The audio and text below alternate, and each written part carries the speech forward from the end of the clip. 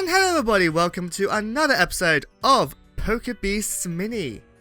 Yeah, it's been a long time. When was the last time we did one? I think was it last year? Well, of course last year, but what time last year? I think it was, I can't remember. I'll put it on screen for you. I'll show you the last episode.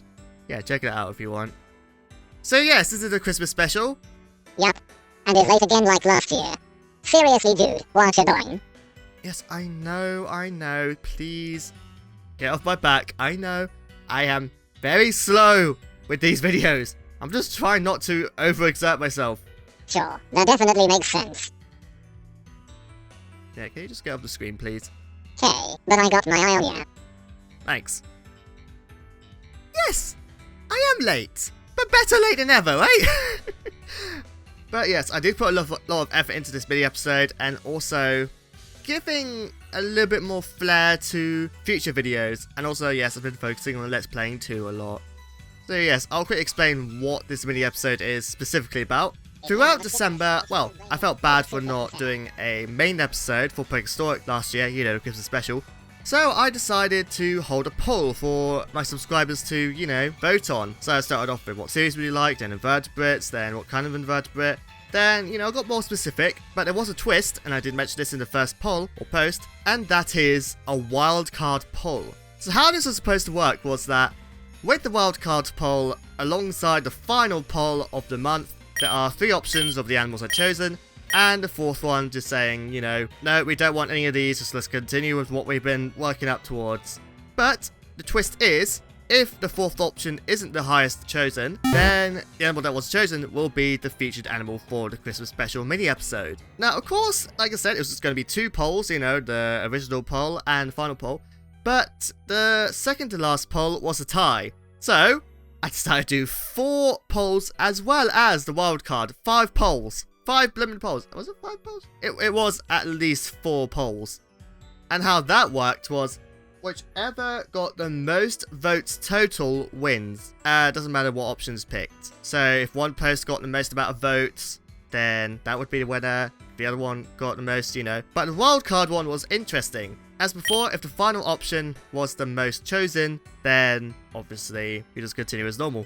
But if any other option was chosen, that wins, no matter how many total votes there were. Yep, and that leads us to now, because everyone wanted a Southern Mammoth. Yeah, it was going to be a sea scorpion, I believe, but no, we decided to do mammoth. You guys wanted a mammoth, so I will deliver. Yes, I think I dragged this on long enough. Let's start the video. In this episode, as you know, we are covering a mammoth, specifically the Southern Mammoth. The Southern Mammoth is one of the earliest mammoths in the fossil record. Because of this, it's treated as a possible ancestor to later mammoths, including the larger steppe mammoth and the infamous woolly mammoth. Cranium fossils found in Italy tell us that the skull would be 1.5 to 1.54 meters long. The tusks themselves grew to lengths of 72 to 85 centimeters and were robust and twisted, which is a common trait in mammoths. Their molars had low crowns and a small number of thick enamel ridges, great for chewing on leaves and shrubs in woodland areas. This fact suggests that the climate must have been relatively warm, so the mammoth would have lacked dense fur. To further strengthen the evidence of the Southern Mammoth being a leaf muncher, there are microscopic scratches and pits in the dental enamel of the fossils, usually left by tough vegetation like branches. Of course, this diet is unlike its woolly descendants, who specialised in eating grasses. You know, I say woolly, the steppe mammoth is not a woolly animal, just to clarify. This does make sense, as the Pleistocene had ice sheets expanding and receding the land, changing the landscape to mostly grassy plains. Before this, the Southern Mammoth would have lived in woodlands, the trees both serving as shelter and food. The forests consist of familiar trees like oak, ash, and beech, but there were also trees that were not found in Eurasia today, including the hemlock, wingnut, and hickory. Discoveries in, Ubidea in Israel and Manzi, Georgia, showed a mammoth living in a partially open habitat, mostly full of grass with scattered trees and trunks. So the mammoth wasn't restricted to dense forests. With all this evidence, the Southern Mammoth is a rare case of an animal not dying out, instead evolving to adapt to the colder climate and change from tall vegetation to grasses. If you wish to see these animals in their skeletal form, complete skeletons can be found in the Stavropol State Museum in Russia, l'Aquila National Museum in Firenze at the Museo di Storia Naturale di Firenze in Italy. Admittedly, that last line confuses me slightly. Never mind. I'm just really happy we got a mammoth in this series. Yes, this is our first elephant and mammoth in Pokemon Creations. The only thing I can say that I like about this particular species is that it's quite a contrast to the mammoths we're familiar with, yet is likely their ancestor. Anyway, so let's see what this potential ancestor of mammoths would look like as a Pokemon.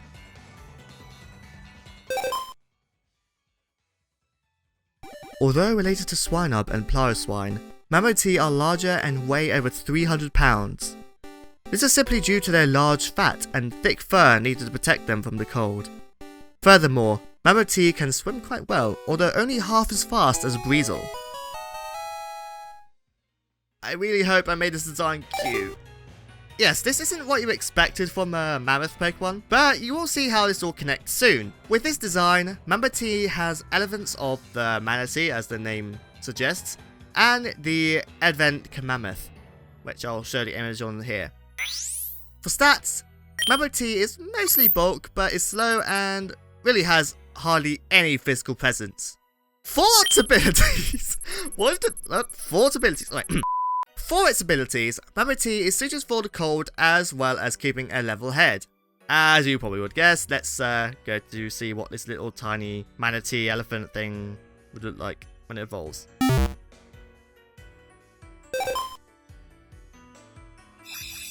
Manaclops were a result of adapting quickly to the cold when a powerful ice Pokemon emerged, covering the landscape in snow and ice. The first thing most people notice about Manaclops are their facial patterns appearing like the modern Mamoswines. This sparked the theory that Manaclops were the titans of the Ice Age, and are feared by predators for their size and sheer power. So the smaller Mamoswine evolved a similar facial pattern to intimidate the same predators. This may seem unusual for a large Pokemon, but fossil evidence has found that around the time Manaclops roamed the earth, Mamoswine were half the height of what they are today, making them seem like juveniles of a protective Manaclops mother. I hope that Pokédex entry has cleared up why Manaclops looks a bit like a Mamoswine.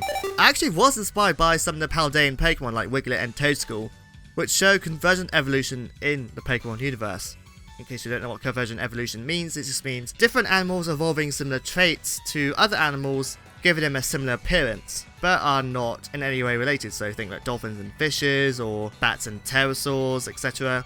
Oh, speaking of Paldea, I looked at Grevard's design for doing the hair of Manaclops, as it has a similar material of a certain ice formation that looks like wool, which I think is called rabbit ice. I'll put the image here, and maybe the name of what I actually looked at. The concept I looked into various mythologies of interpretations from the skulls of mammoths, including the Cyclops. Oh, and I actually designed this Pokemon first before doing Mammoth. For stats, Manaclops is actually quite rounded, only being quite slow. For abilities, we changed from Own Tempo to Inner Focus, making it quite a tank to take down. For moves, Manaclops has a great variety of offensive moves if you want to go on the special route. You can go for a bulky sweeping set with Rest and Snore with Refrigerate. You also have supporting moves like Soak, Stealth Rock, and Hail. Overall, Manaclops isn't particularly powerful in stats, but its abilities and move pool can be good to serve in a certain niche in OU, or could be a major threat in lower tiers. Now you've seen what the fossil form is like, let's check the other one. And to those familiar with this channel, you might know what I'm talking about, but I've expanded it a bit.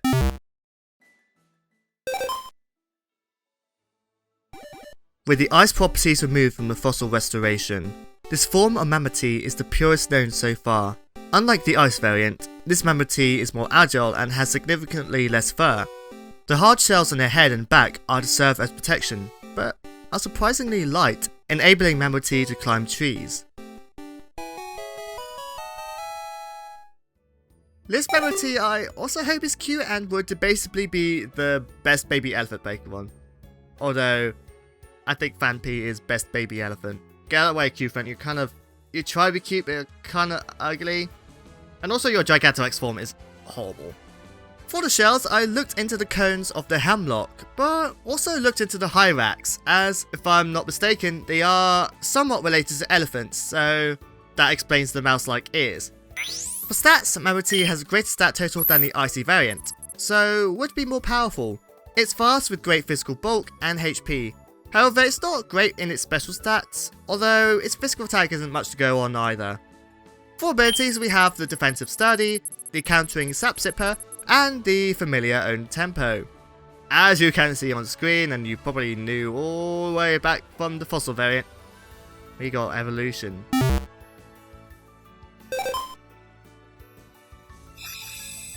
Said to bring up trees behind them, Mammoth are known as keepers of the forests. Their armor stores a fatty lump, which in turn stores energy for times when food is low. Their plated trunks and sturdy tusks can smash through or even uproot tree trunks over a century old. This is Mammoth. Named after Mammoth, Memory, and the Hemlock, Mammoth is a design I'm personally proud of. I actually looked into the concept of an armoured mammoth. The image, I'm not sure who actually made it, but I was a little lazy looking it up, sorry. Although if anyone does know, then please let me know, I'll give them full credit. Great work, by the way. While not as complex conceptually as Manaclops, I mainly took elements of the Hemlock tree and a little bit of Wingnut. However, because of the lack of restrictions, this did give me room to try and experiment with something I found unique and would make for a cool design. Hold on. Huh? What's up, Kip? If the fossil form is fake, why does Manaclops look like a man machine? I mean, it looks nothing like this fat pine cone. Oh, that's easy. You know Jurassic Park? Yeah, but what does dinosaurs have to do with it? You kidding me? You know how the dinosaurs were made? With DNA? Yeah. Lazy idiots. Yeah, right. Like the process of filling DNA gaps to help create dinosaurs, the DNA used to help revive the fossil form of Mammoths and Manaclops included DNA of Mamoswine. The issue is, Mamoswine isn't actually closely related to the Mammoth line. Closest living relatives are obviously Kopajara and Donphan. I'm not sure why Mamoswine DNA was used exactly, although I believe it's due to the type correlating with the preservation material of the fossil. Possibly to save money on getting DNA samples of Pokémon that are either weak or strong against ice. Did ya really need to say all that? Maybe not.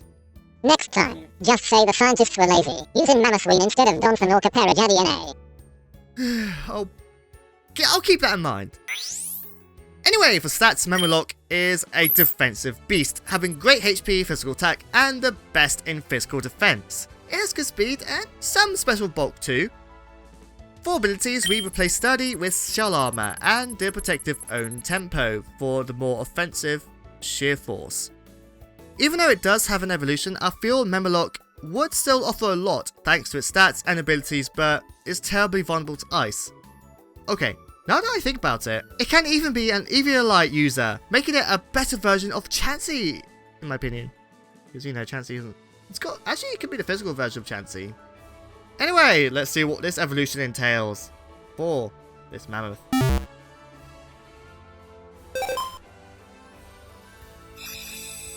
If Mammoth are the keepers of the forests, the Helmuth are the guardians and forgers of forests. They can move trees and large boulders with their tusks and muscular trunks. Anyone who dares threaten their forests will face their wrath.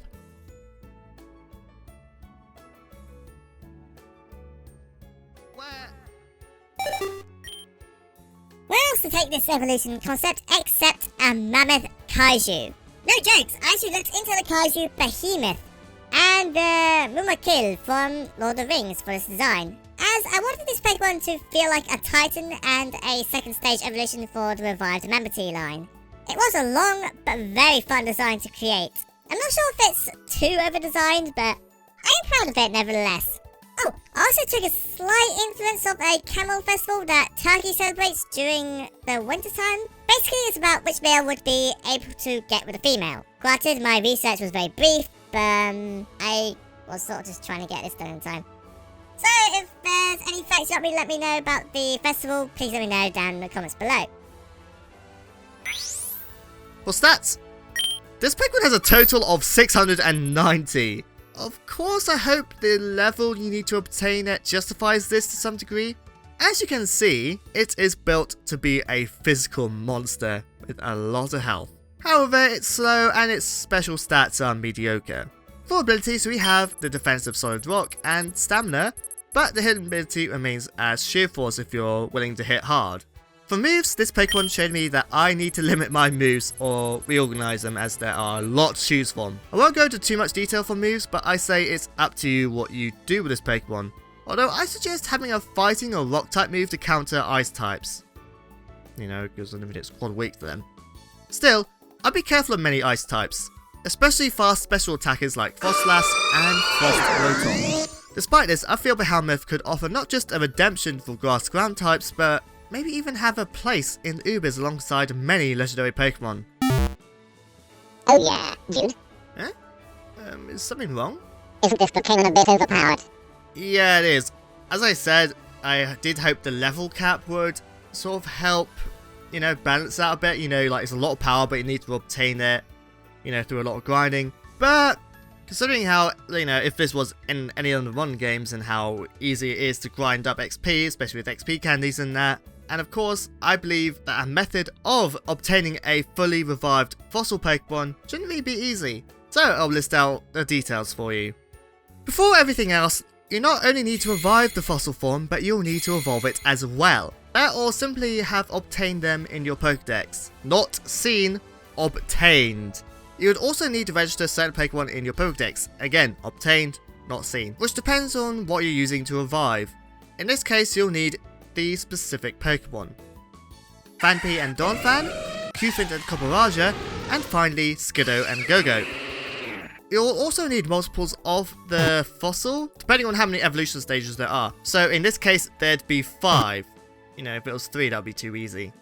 Last of all, you will need a revival stone, which is used for, you know, reviving all fossil forms. Haven't drawn it, but it would look similar to Revive, but is a violet colour and looks like a gemstone. No, it's not a bias. And that's just about it. I thought it would give players a further excuse to complete the Pokédex. That, and as I said before, it will make this Pokemon difficult to obtain. Why did I even ask, when I know you'll over-explain it? Because you have a curious itch and are eager to correct me a lot. It's kinda what I do. But yeah, I do love to prove you wrong. Thanks. While showing off these shiny Pokemon, which you hopefully did see earlier, I decided to put them in the bios, you know. But here they are at a fuller resolution. So I'd like to thank everyone who voted in the community tab for helping me decide on this animal. As I said before, it's really funny that the wildcard won, despite all the effort of going to what I believe will conclude to be a sea scorpion. But I'm not going to ignore them. Out of all those animals, which would you like to see me take on? Personally, I'm tempted to try the Nipponites, or Nipponites. I prefer Nipponites, that just sounds very sciencey. Nipponites just sounds like a geological formation. Nipponites sounds a little bit more like an animal. Yeah. And just in general, like, what animals would you like to see in the series? Of course, I won't go too much about it, but certain animals, you know, very popular animals like T-Rex, Spinosaurus and that, you know, you won't be seeing them in the mini-series because obviously they're just too popular, and if they were just available for any video, people will be asking, you know, for that a lot. Now, I want to give lesser-known animals some spotlight. Oh, and of course, what do you think of these shiny forms? My personal philosophy is, make sure your shinies are noticeable. But also I learned you don't need to make them drastically different, but still make sure you can tell is a shiny or not. And basically I've seen some of the Scarlet and Violet shinies, and they, like, it seems like Game Freak hasn't learned at all what a good shiny is. It was lazy. Like, this isn't spoilers, by the way. They did reveal this in the trailers, and also, it's been a while now, so I don't even know if it's much point talking about spoilers and that.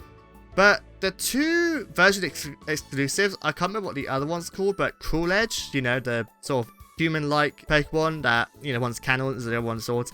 They could just swap their color palettes. That would have been the best approach for it, but no, they just made them, slightly more saturated in that. Oh my gosh, that's... Oh dear, what do you guys think? I personally think it's lazy. Did you know that Memolock actually plants seeds by pooping them out? Yeah, found that out in a study I conducted while observing these creatures. And speaking of Behelmeth, Madkip. I left them alone like you. Oh, was it? Don't think I didn't notice that my phone... It was tampered with. Lol, that was kinda funny. But I guess that was sorta harsh. We'll talk about this later, but for now, just know that I'm not upset, I'm just... Disappointed? No, I'm not disappointed. I understand. I have been a little bit grouchy lately. I do apologise, just a lot's been happening. Yeah, I get it. Sorry for being a nuisance. Hope things get better for ya soon. Thank you. Yeah, welcome, bud. Just remember to take care of yourself. And I'd like to thank you all for watching this video and being patient for, well, how long this takes. Because I got a lot of videos I'm managing, and also, you know, trying to find a way to, you know, increase the watch hours and that. Because I know it's more than just that. Like, I want to make sure these are entertaining. Because if people aren't watching, I'm thinking, okay, am I making these good enough? Are my thumbnails good enough? Are they eye-catching enough? Are they good? Do they look good? You know, there's a lot that goes into making these videos.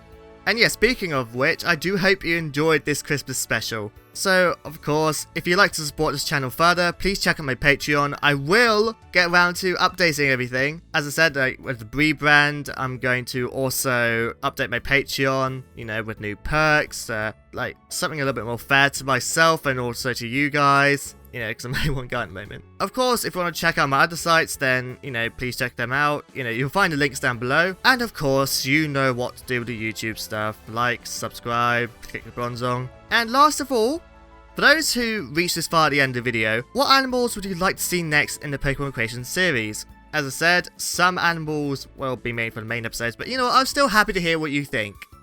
In the past, present, or even future. We'll see you there. Goodbye!